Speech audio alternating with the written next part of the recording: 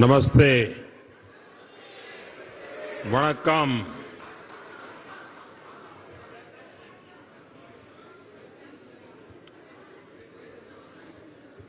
आप सबको नमस्कार।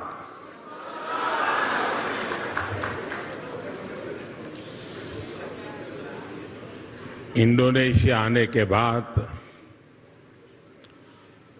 बाली आने के बाद हर हिंदुस्तानी को एक अलग ही अनुभूति होती है, एक अलग ही एहसास होता है। और मैं भी वही वाइब्रेशंस फील कर रहा हूं।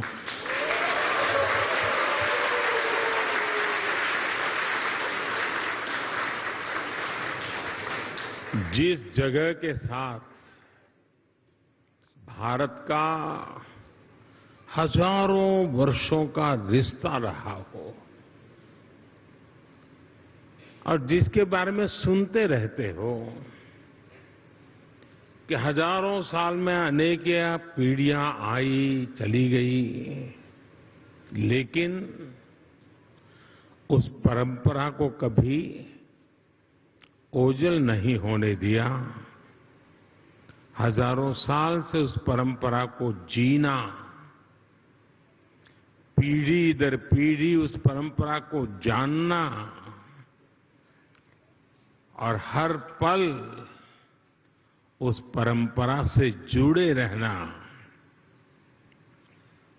वहां के लोग, उस धरती एक अलग ही आनंद देती है, अलग ही आनंद की अनुभूति कराती है। आप कल्पना कर सकते हैं, आज जिस समय मैं आपसे बात कर रहा हूं, हम यहां बाली में बैठे हैं, बाली की परंपराओं के गीत गा रहे हैं। उसी समय जब मैं आपसे बात कर रहा हूं, इसी पल बाली से 1,500 किलोमीटर दूर भारत के कटक शहर में महानदी के किनारे बाली यात्रा का महोत्सव चल रहा है, जिसे बाली यात्रा कहते हैं।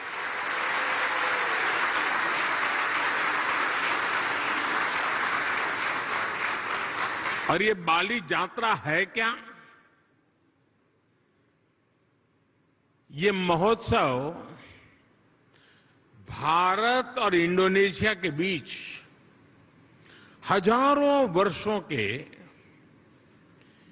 ट्रेड रिलेशंस को सेलिब्रेट करता है। इंडोनेशिया के लोग इस बार की बाली यात्रा के फोटो इंटरनेट पर देखेंगे तो उन्हें वाकई गर्व होगा, आनंद होगा, उत्साह से भर जाएंगे। और कई वर्षों बाद, बीच में कोरोना के कारण जो दिक्कतें आई, उसके कारण कुछ रुकावटें आई थी, और अब कई वर्षों बाद बाली यात्रा, ये महोत्सव उड़ीसा में बहुत ही बड़े स्केल पर भव्यता के साथ, दिव्यता के साथ, लाखों लोगों की भागीदारी के साथ, मास पार्टिसिपेशन के साथ अभी मनाया जा रहा है।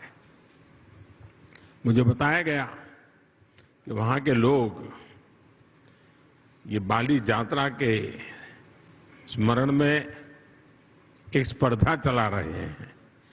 कहते हैं कि कागज के नाव बना करके बहाए जाएंगे, और वो वर्ल्ड रिकॉर्ड करने के मूड में है।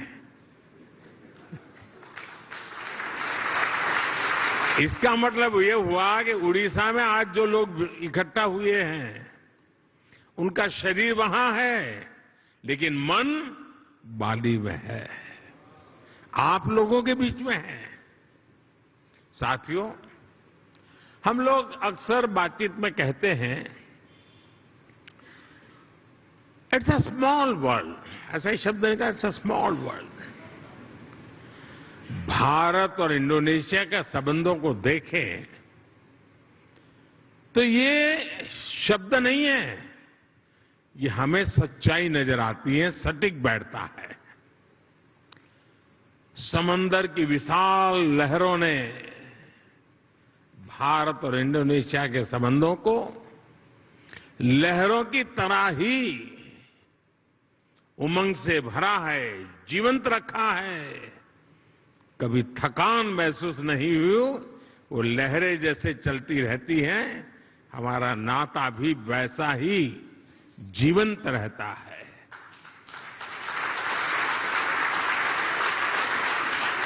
एक समय था जब कलिंग, मेदांग जैसे साम्राज्यों के माध्यम से भारत का दर्शन, भारत की संस्कृति इंडोनेशिया की धरती तक पहुंची। आज एक ये समय है जब भारत और इंडोनेशिया 21वीं सदी में विकास के लिए एक दूसरे के साथ कंधे से कंधा मिलाकर काम कर रहे हैं। इंडोनेशिया की जमीन ने भारत से आए हुए लोगों को प्यार से एक्सेप्ट किया, उन्हें अपने समाज में सम्मिलित किया। इसी वजह से आज आप सभी इंडोनेशिया के विकास और समृद्धि में अपना योगदान दे रहे हैं। हमारे बहुत सिंधी परिवार यहां रहते हैं और भारत से आए हुए हमारे सिंधी परिवार के भाई बहनों ने यहां के टेक्सटाइल सेक्टर में, स्पोर्ट्स गुड सेक्टर में, इतना ही नहीं, फिल्म और टीवी इंडस्ट्री में भी काफी कुछ कंट्रीब्यूट किया है। गुजरात से जुड़े हुए काफी लोग यहां हैं। जेम्स, डायमंड्स, माइंस, इवन खेती, किसानी, उसमें भी वो लोग नजर आते हैं। भारत से आए हुए engineers, chartered accountants, professionals Indonesia के विकास के सहयात्री बने हुए हैं।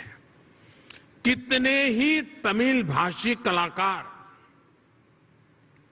यहां की संस्कृति, यहां के आर्ट्स को और समृद्ध करने में अपना योगदान दे रहे हैं।